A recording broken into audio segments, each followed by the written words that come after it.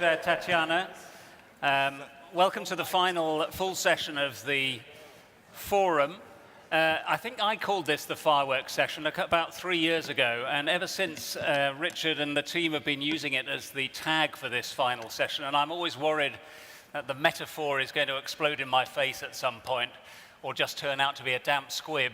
Saving me from that are two panels of 6 experts each who are going to take half an hour, just half an hour, to give us a real boost, a song to sing as we leave the conference this evening that is going to give us the impetus to take action when we leave the forum this year.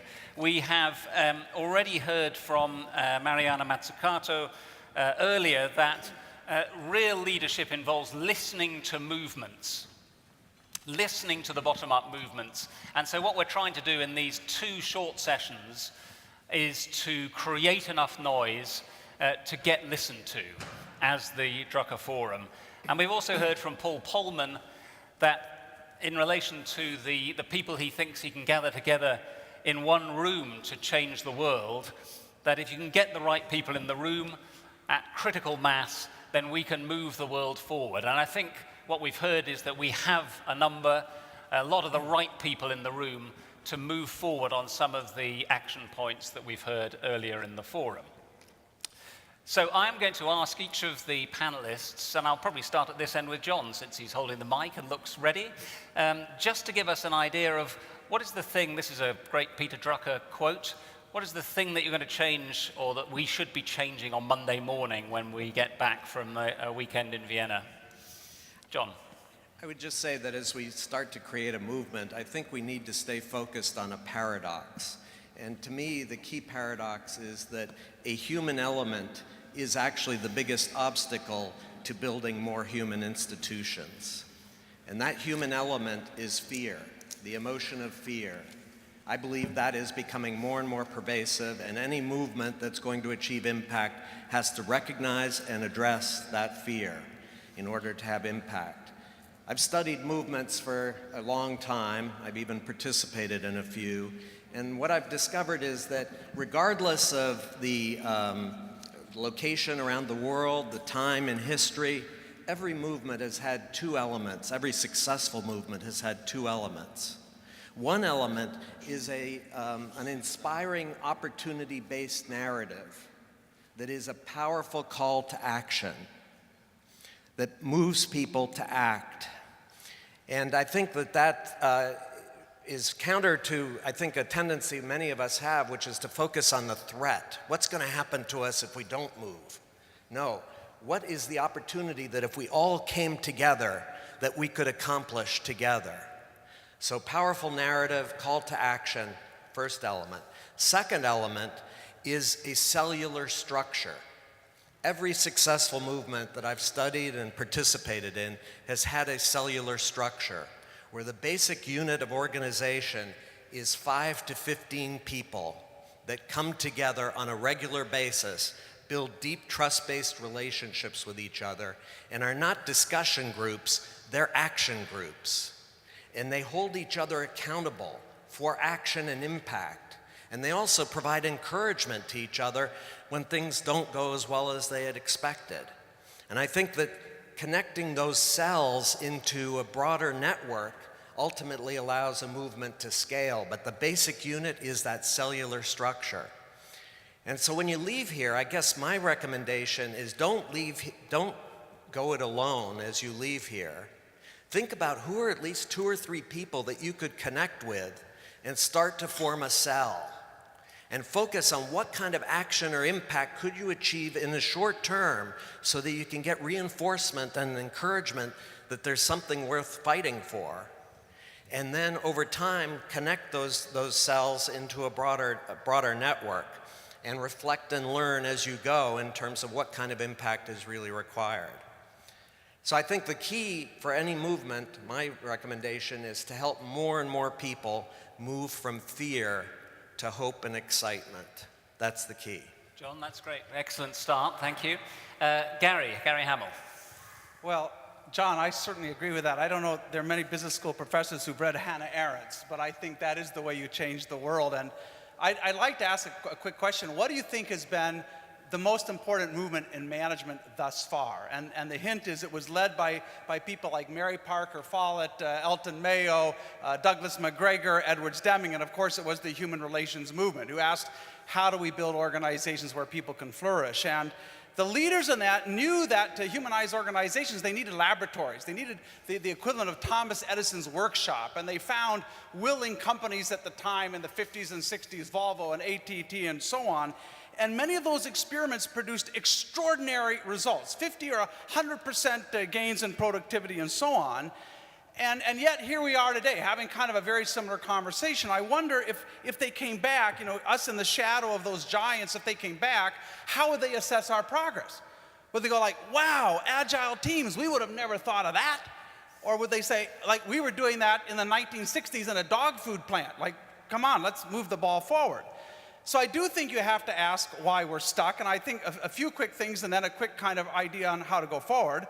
I think we're stuck, still because of orthodoxy, still because of a lot of us are trapped in an old paradigm like car makers trying to wring the last few dollars out of the combustion engine. I think we're trapped because of timidity. I think a lot of leaders I meet, a lot of academics, we suffer from ADD, ambition deficit disorder. And when somebody challenges us to do something that's radical and new, our first question is like, who else has done it? I was thinking, you know, NASA, which put a drilling rig on Mars this week, I don't think they were waiting for an exemplar to do that. Fragmentation, a lot of academics, researchers, we work in our silos. I think there's very little collaboration across businesses in management experimentation. And then irrelevance. I have to say, I read very little management research that is both bold and practical. Very little that would deserve to have any company want to sponsor it. Here's a little data point. Last year in the United States, companies spent $2.6 billion on university-based life science research. The total amount they spent on research in business schools was $51 million, just like this tiny fraction. And so I think we need a new human movement. And I think the missing thing, in a way, the thing that's been lacking is something that allows us to multiply our efforts to build something that is a community of communities that overcomes the gravitational pull of the status quo. And you know, is that possible? Yes, science is already doing it. The paper that confirmed the Higgs boson had 3,000 co-authors. So maybe we need something similar in management, similar to the Hadron Collider, similar to the International Laboratory for the Brain. And this is what this morning CEO Zhang from Hire was briefly mentioning. Hire is willing to try to support such a project. If you want to be part of a nascent conversation on how we might connect these communities together of the sort that Steve Denning has been a part of and others, you know, go to managementlab.org. Nothing else there but a place to say, I'm interested in being part of a conversation. We're hoping to get a few people together to see what's possible, but it depends on us and us trying to solve this problem. Last quick thought.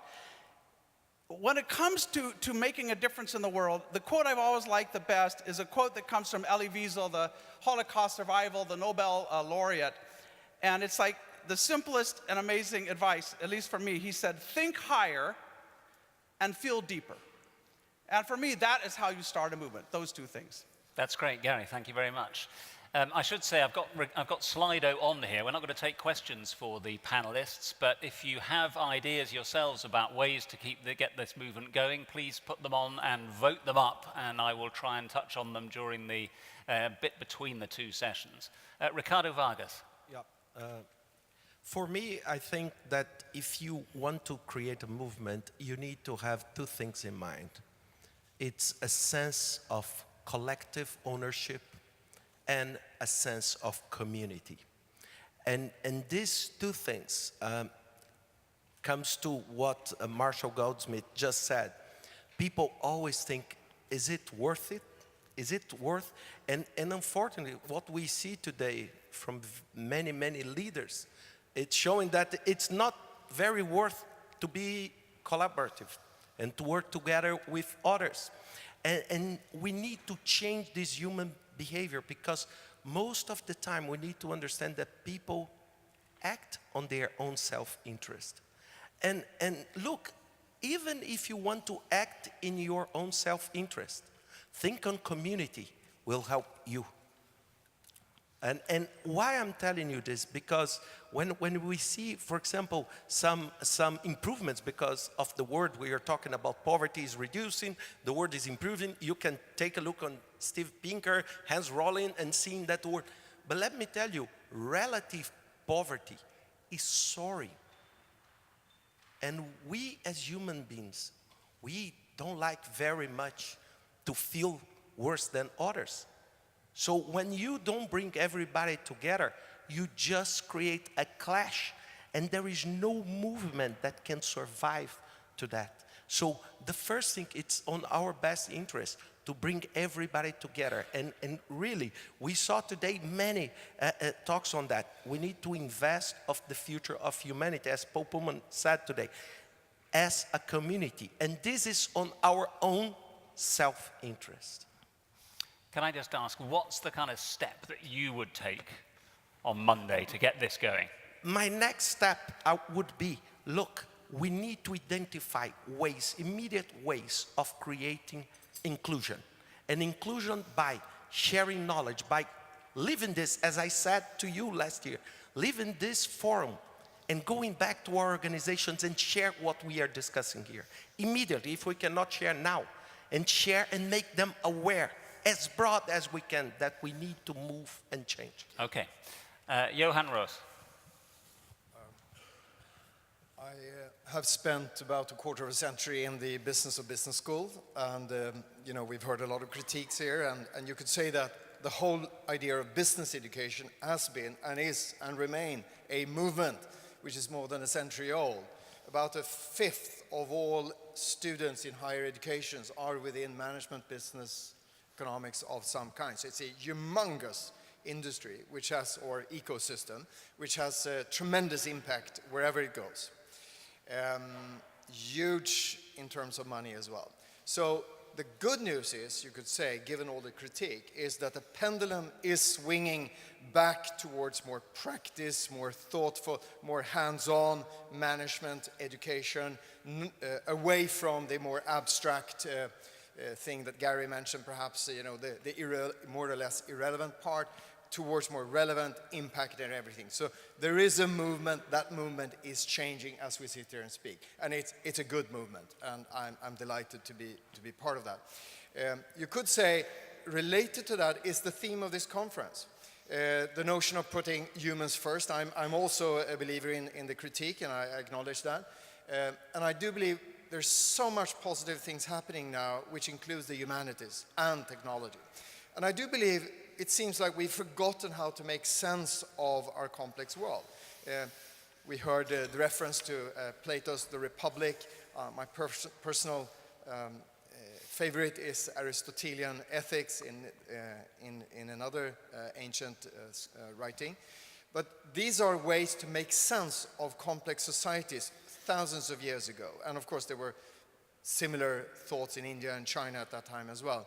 I think we seem to have forgotten that it is this duality. And an image I have that I love is really from the first Wikipedia of the world, namely the one from 1751, Diderot's edited volume of Encyclopédie.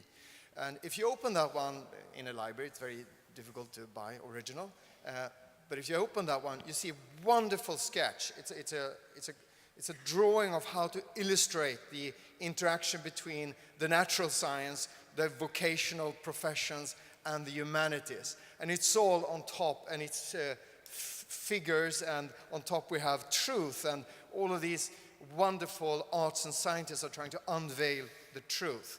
And I believe it's a super interesting image to have, because it emphasizes that this is not either or, it's kind of all of it is intertwined. And we do have forgotten the humanities a little bit.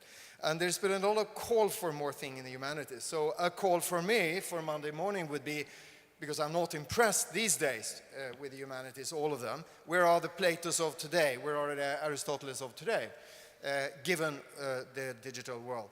A call is for the humanities people of the world, unite and get your act together. You're too important to fail. So we have to do more on that. So that's more on an abstract level. Social entrepreneurship, business is changing the world, social entrepreneurship is changing the world, and millennials want to latch on. We run a particular event called the Hult Prize. It's a 100,000 student movement to change the world every year of 10 million people. And it's extraordinary. It's from all over the world. There's nothing to do, specifically with one school or university. Everybody's welcome. And it's amazing to see these changes and these suggestions that they're coming up with. This is what the millennials want. They don't want to go totally into voluntary stuff. They understand the power of business, but also business with a social side. So more of that, be open for it, change, accommodate it, let these young people do it. The survey we sent up front to this event was to young leaders here, about 100. What did they call for? I want to have more people skill. I wish I had it. I still want to have it, but I also want you in my organization to support my bigger, grander aspirations to positively improve the world. Okay, thank you, Johan. We've got Angelica Coleman here instead of Steve Denning, who's coming up on the second panel. So we switched, I think, in the stampede to get onto the fireworks, but that's okay.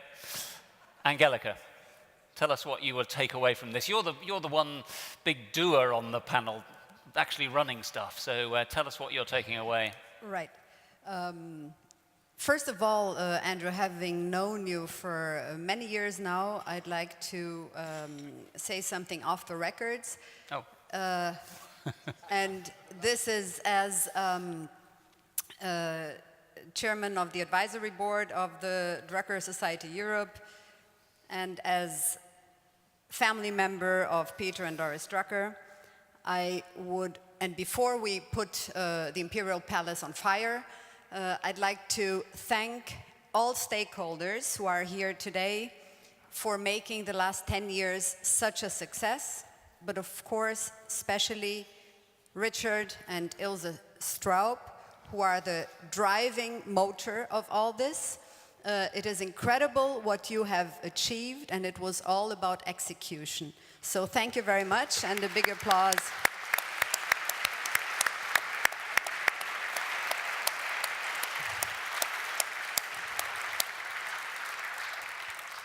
Now, coming to your question. I'm a technology person, so I have everything here, the notes I made. The human dimension, actually, the title of this year's forum, of the 10th forum, is at the core of what Peter Drucker wanted to achieve, and it was the core of his goals. So I think it's a wonderful title for the 10th anniversary, and we indeed heard a lot about what the human dimension means, especially long-term thinking, which I think was described so well by Paul Polman. Long-term thinking is something we started to talk about 10 years ago, and I think we have reached part of the road. I think today it's understood. There is still a lot to do, but I think this is well understood today. The second question, which was very important here on stage, was technology versus humanity. And as an investor into technology, I don't really understand that, because I think technology is there in order to help humanity, in order to enable us to be more human, to make our lives easier, and to facilitate inclusiveness. This is the only purpose of technology. So with those two goals in mind, what I will do next Monday actually I have a board meeting at a large pharma company next week. I will push further on long-term thinking and on reaching a better way of achieving inclusiveness. Thank you very much. Tammy, I've given you a chance to cool down from the chairing of that manic Drucker's Got Talent panel that we had before the break. Tell us what you're going to do to ignite the fireworks. Okay, well, first I would say, if you look back over history, a couple of things strike me. One is, we don't live in the time of greatest change. There are periods in history where entire industries have been wiped out in a decade. We live in a time of greatest change, and getting comfortable with that idea. In other words, damping down the fear and recognizing that yes, things are changing, but they always have changed, is one of the first steps. Second, when you look at companies that have come through the past successfully, they've been ones that have been willing to step back and invent something new, particularly a new way to structure, to lead, to manage, a new way to shape their processes that are appropriate for the time. We're at that stage now. And I believe that the inevitable is going to occur. I don't frankly worry too much about issues like companies that are over-invested in productivity and efficiency, because the reality is that was a 20th century challenge. And if they stay stuck there, focused on that, they're just doubling down on things we already know about. The companies that will be iconic, that your kids and my kids will remember and talk about 50 and 80 years from now, are going to be companies that move on to the next challenge. And Peter Drucker told us what it was. He called it knowledge work.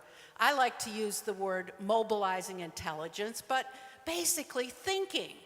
That's what's going to set companies apart in this century, the ability to get people to think. Now put your leadership hat on and digest that for a minute. Your company's success depends not on your thoughts, but on your ability to convince thousands of other people to think, to care, to try, to innovate, to sense, to do their best work. I think that's kind of scary, but it also dramatically shifts the role of a leader. So here's my Monday morning. Get over the fact that a leader has to be somebody who's out in front, and recognize that the new definition of a leader is someone who creates the kind of environment that other people choose to join and choose to do their best in. That's your job on Monday morning. So this just seems to be a running theme in some of the things that we've just heard, which are lighting the fuse really for the big firework. Is the idea that you have in your own network, in your own capacity, people and ways of working that can start to change the way in which the world operates, the way in which management and leadership are conceived of. It's not something that needs to be done in a great top-down way. But one of the points raised from the audience is there are hate movements growing fast all around the world, which are in essence based on exactly the same idea of new power, things coming through that can be built from the bottom up. How do we provide a sort of counterweight? What are the bold and practical things, to quote Gary, that can be done to provide the counterweight to those types of movements, which for the same reasons can be just as powerful as the positive ones? Perhaps, Gary, you'd like to pick that up, and then I'll come to a few of you. You know, I would build on what John said. I think you have to choose to hope.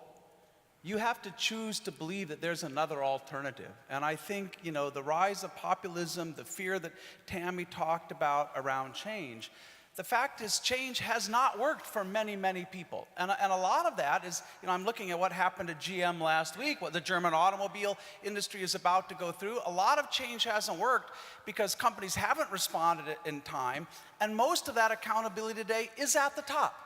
You know, the reality is almost every change program in a large organization is a catch-up program, because management is often the last to know. You know, I heard A.G. Lafley, twice CEO at Procter & Gamble, I heard him say, I read him, where he said, the CEO is uniquely positioned to see opportunities others can't. That is absolute and utter self-serving rubbish. And so I think our leaders have let us down. I think they haven't, as Tammy said, they haven't mobilized the intelligence that's there in the organizations. They haven't built those new strategic options. They haven't given people the opportunity to start experimenting where they are. And so you see the world changing around you. You know that your organization is not changing as fast as that, and that induces fear, and then that induces a kind of pushback. So I think for whatever structures we have today, but from the top down, we have to live in an attitude of hope. We have to know that the world is filled with opportunities, that as human beings, you know, we've created, we can continue to create. The tools of creativity are now more widely distributed than ever before in human society, that every day you see new social entrepreneurs, new companies. And so all of us, it's our responsibility to see that hope, to remind people of what we're capable of, to get the obstacles out of their way. And that's a personal responsibility on every one of us to cultivate that sense of hope in everyone around us. John, do you want to pick that up? Because you also had the hope versus fear aspect. I think one of the key reasons that we're seeing a growing amount of fear, and it's actually the focus of my new book, is in our political environment, we have increasingly on all sides, I don't hold hate groups particularly guilty, I think it's all groups, are falling into threat-based narratives. It's all about the enemy is coming to get us. We're all going to die if we don't mobilize now and resist. And that feeds the fear. That plays to the fear. But it's the combination, in my mind, of an opportunity-based narrative that says, what could we accomplish if we came together, plus small moves smartly made that can set big things in motion. Because if you just articulate some grand view opportunity without showing impact quickly, you're not going to overcome the fear and build the hope. Johan, and then Tammy, maybe. Obviously, I'm a believer in education, but I want to quote the tagline of a famous newspaper in a big country in the world called "Democracy dies in darkness." And I think there's something to it. So it's the pain of democracy is to ensure, always put in energy to educate everybody else, you know, the masses, as somebody called it here before. If we don't do that, it will be hate movements. It will be that. So we have an enormous responsibility in the education sector to counter this in positive ways. And I think the education sector is fantastic, but it's up for serious quote-unquote disruption. And we will see a lot more stuff happening here. It's wonderful, it drives change, but it will be important that we continue to invest in education and be a little bit playful as well. Right. Tammy, I mean, I'm just picking up on Paul Polman's point earlier. If we're 5 minutes to midnight, is there time for us to start these incrementally, or shouldn't we just do something vast? Well, you should all plunge in. I love the story of Engie and what they're doing. I mean, there's a bold move. I love the story of Hire and what they're doing. There's a bold move. The reality is a lot of old change management theory isn't going to work today. All that stuff about create a burning platform and communicate it, you're not going to get anywhere. You're going to have to make a real jump. You're going to have to change. You're going to have to substantively do things in different ways. And a lot of it will involve leveraging technology to enable you to do it. But when you do that, then you're going to get exactly what John spoke about, which is you'll get success stories. You're going to get companies that succeed. I hope Engie succeeds. I hope Hire succeeds. And I hope others of you that are doing bold things become great success stories that everybody talks about, because that's what'll turn the tide from all those people who are afraid. No talking is going to do it. What'll do it is that when they see the success that others who've done it in a different way have achieved. Thanks very much, Tammy. I'm going to be brutal and cut things short because our half hour is up. Thank you for your contributions from the floor. I'll try and take those in the second panel. But please thank our first panel of fireworks firers. Thank you.